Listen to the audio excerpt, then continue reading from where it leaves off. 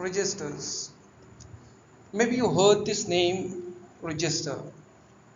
This is the smallest, fastest memory which is available inside the microprocessor.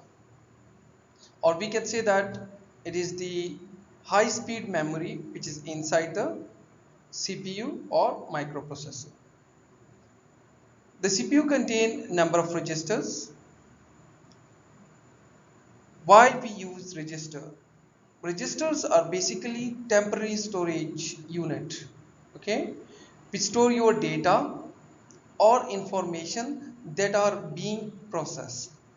Means the data which are in a processing, the data will be stored in a registers of a processor.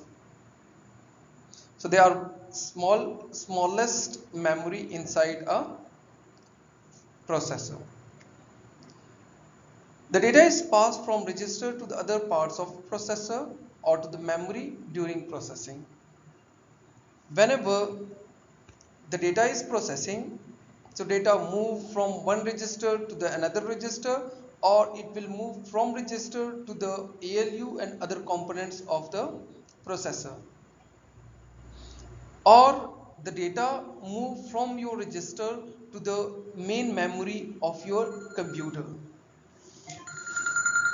The temporary result which are processed or which are prepared is also stored inside the register. Means that the result which has been obtained, it will be also stored inside the register. Means the final result which we got from the calculation will be also stored inside the register. Each register have a predefined function. So all the register have a specific function that they are used for which purpose. Some common registers include CPU, include instruction register, accumulator register, data register, program counter register, and memory address register. We will discuss all these types of register one by one. Cache memory. As you know that the register is the smallest and fastest memory. The second one smallest memory is a cache memory. It is also a fast memory. Remember that. It is designed to speed up the transfer of data and instruction.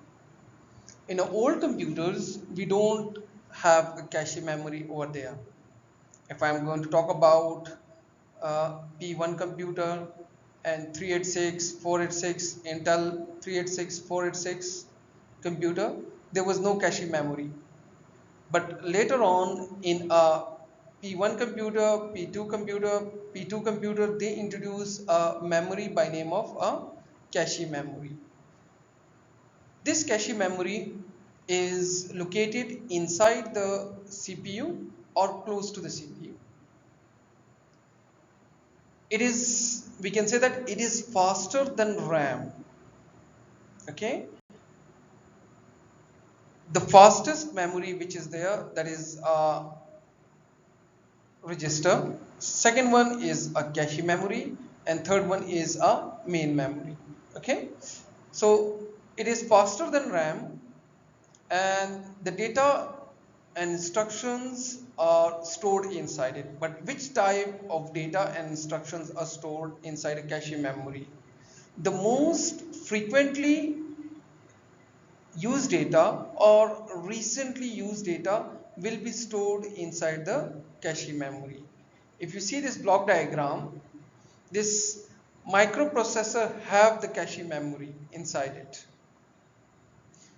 From where the data come to the cache memory? The data is coming from main memory through data bus to the cache memory, and from cache memory it goes inside the ALU, arithmetical logical unit, or it goes inside the CPU, or we can say that it is inside the microprocessor. We got three types of cache memory which we will discuss later on. Another one is internal buses.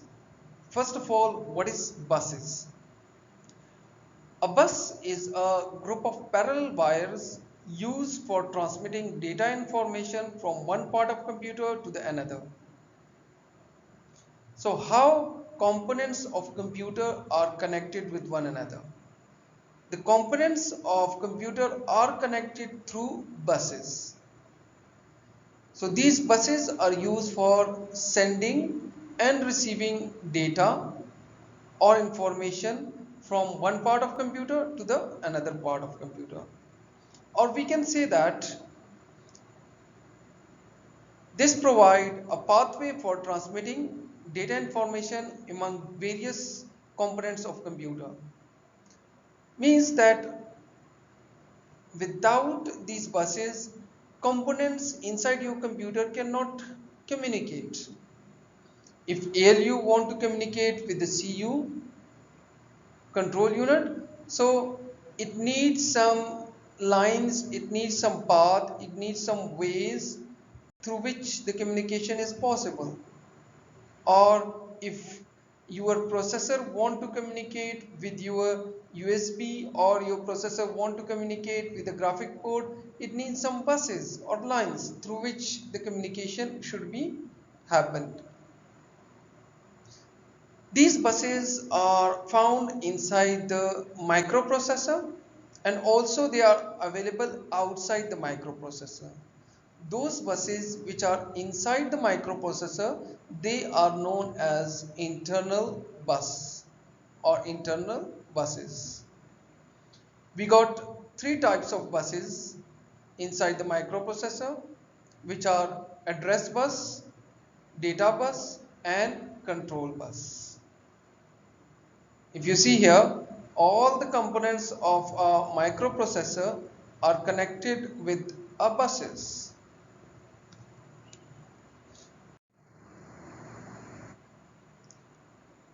General purpose registers. While we talk about register, so we got two types of register. One is general purpose and second one is special purpose.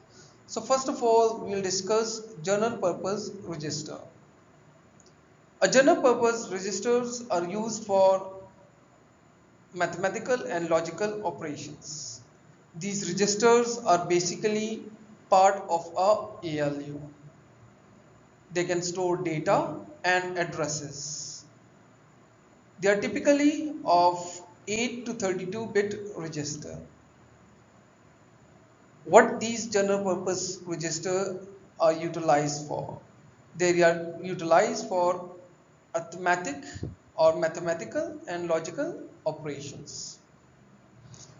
Some common general purpose registers are accumulator register and data register. First one, accumulator register and data register. So let's discuss about accumulator register. Accumulator register and data register are used to store the operand. I think so. You should know first of all what is a operand and what is a operator. Here, if I got 2 plus 4, so here this 2 and 4 are operand.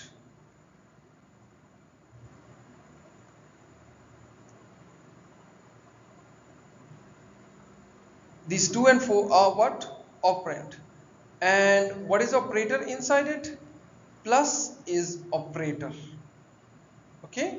So what accumulator register store? Accumulator register store the operands. Means 2 and 4 will be stored where? In a accumulator register. An operand is the value on which ALU performs some operation like addition, multiplication, division, subtraction, etc.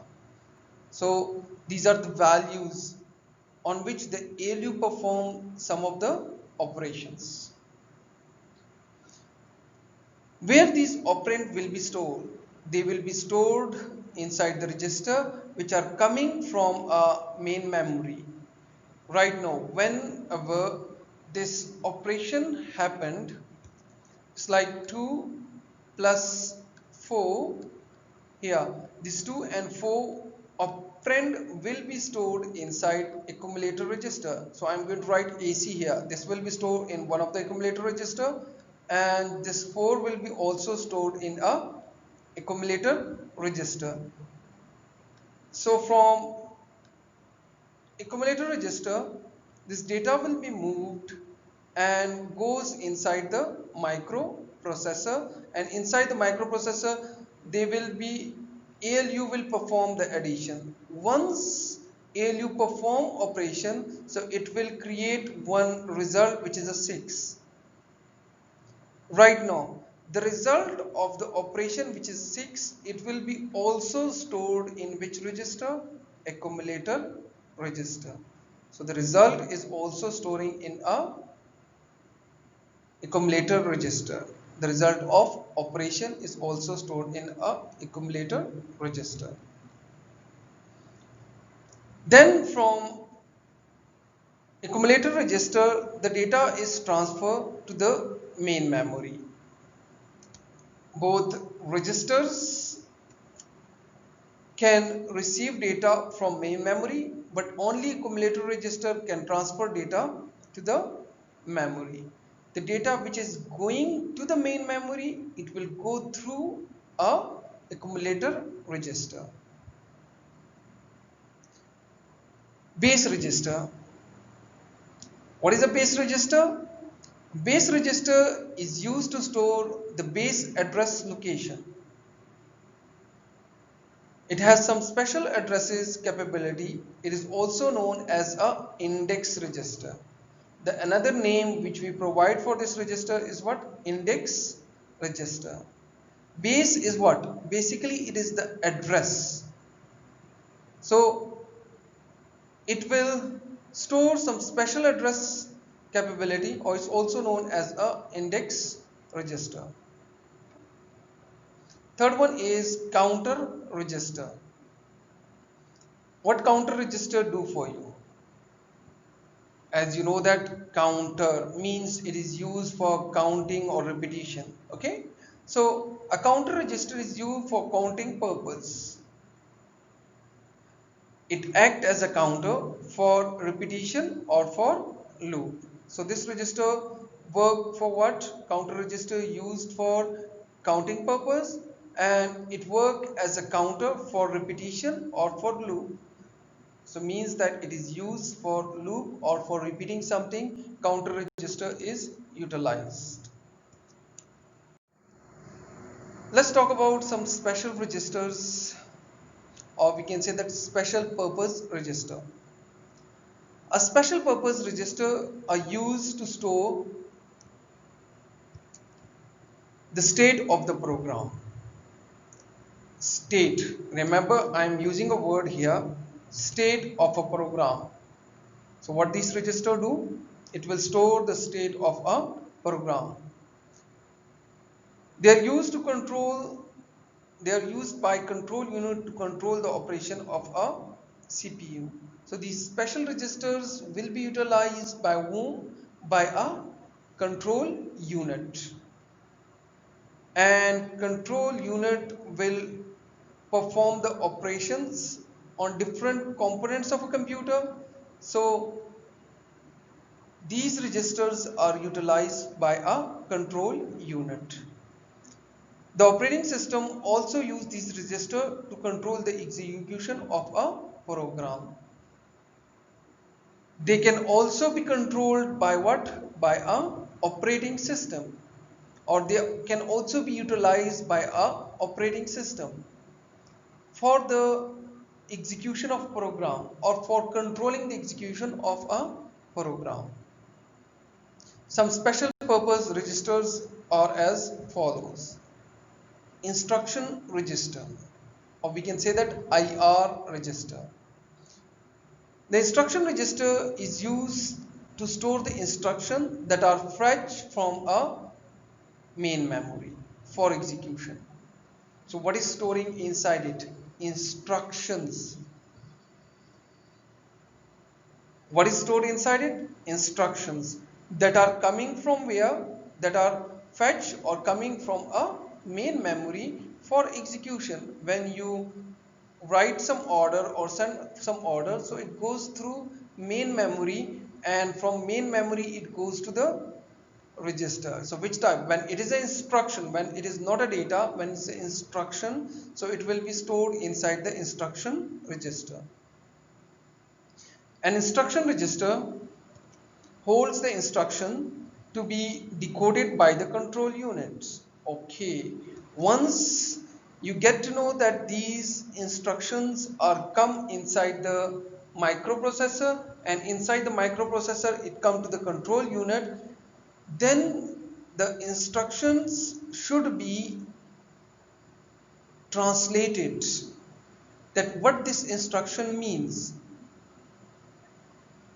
So who is going to translate this instruction?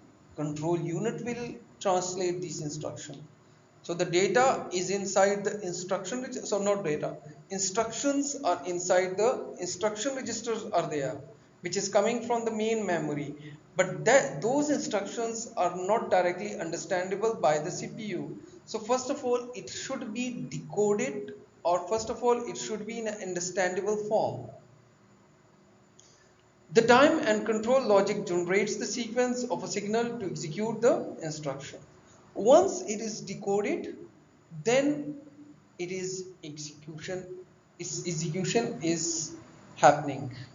So a control and logical signals are generated to perform the execution of the instruction. Memory address register. MAR.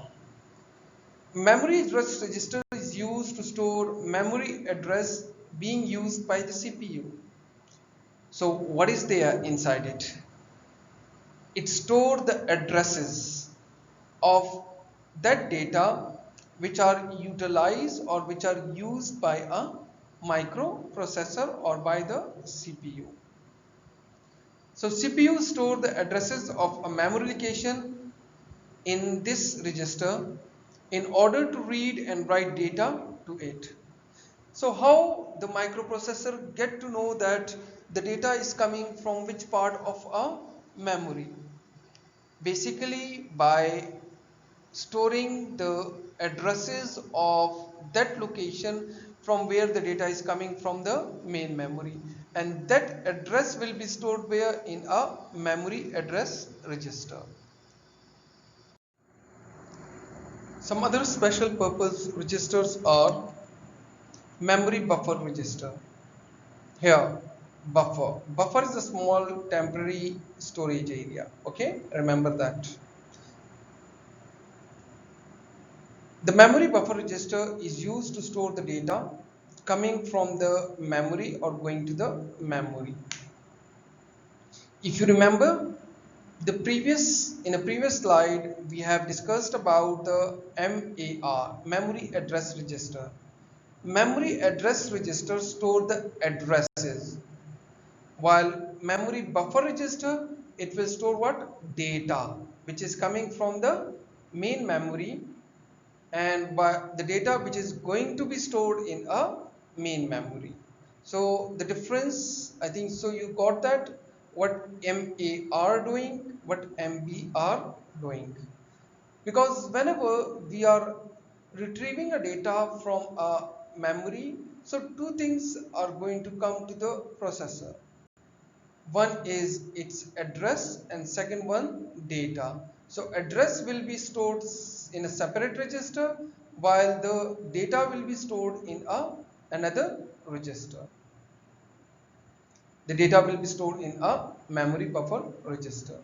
So it acts as a small memory buffer It ensures that the processor and memory work together without being affected by any difference in operation. So what it is responsible for, why this memory buffer register is created?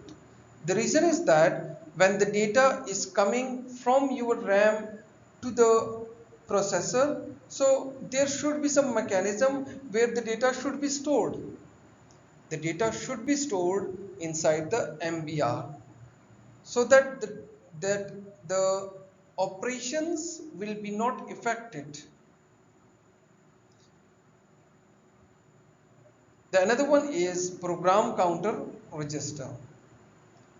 Program counter, as its name shows, that it is used for counting something. Okay, but which type of counting? Program counting. Okay, so program counter is used to control the sequence of the execution of the instruction. Whenever a program is running, okay, so inside a program we got sequence of instructions are there, or we can say that a series or a group of instructions are stored inside a program. So one by one these instructions are executing by the processor. So in which sequence these instructions should be executed? They are controlled by a program counter register. It stores the addresses of the next instruction to be fetched for execution. So remember that whenever we got a data or instruction, both have addresses.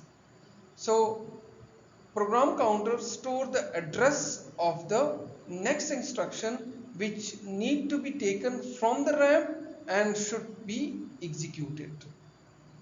The value of a program counter is loaded into the main memory register that fetch the instruction from the memory. The data which need to be coming to the processor, or the instruction, not the data, the instructions which need to be executed will be stored in a main memory.